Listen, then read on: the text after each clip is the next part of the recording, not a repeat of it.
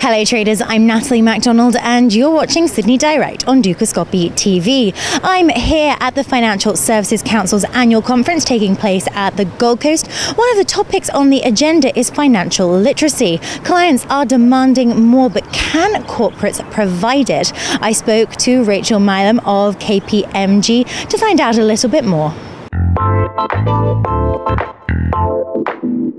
Rachel, many thanks for taking the time to chat with Dukascopy TV today. Much appreciated. That's fine. Thank you very much for having me.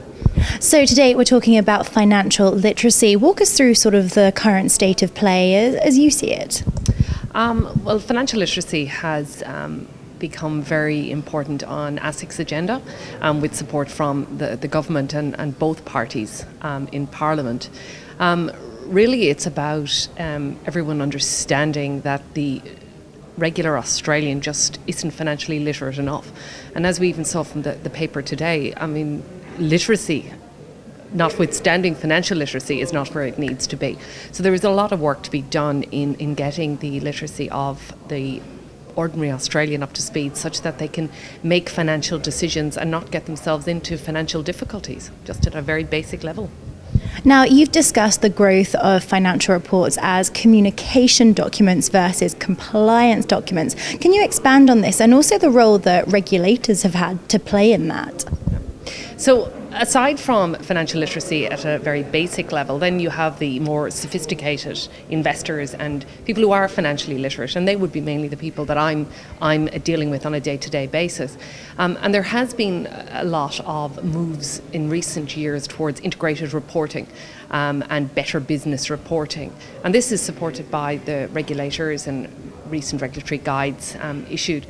And really it's about the financial reports being more than just a regulatory box-ticking exercise. It's about the financial reports being more understandable, more plain English, not just putting disclosure in for disclosure's sake. Really sort of, I suppose, standing back and thinking about what information is valuable to the investor, what is it that they actually want to read about that's going to help them in understanding the businesses. So has there been a change then in the literacy of individual investors themselves then, and as you mentioned, that information that they want? I mean, stats would tell you and ASIC would tell you that the financial literacy of the individual hasn't improved, hence this push to improve financial literacy. But I think, particularly with compulsory superannuation, the more complicated finances that everybody has to deal with, there's a need for financial literacy to increase. And therefore, I suppose the bit I think we can do from our end is try and bridge the gap between improving the education and then improving the information that is available to the individual. And that's what I think is important from my perspective.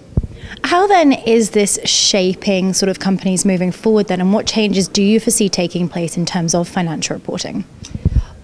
I think companies are just getting on board. I think companies just realise that it's in their interests to improve their accessibility to investors, that if investors understand their business, then they're probably more likely to invest in their business. So it's a self-interest piece.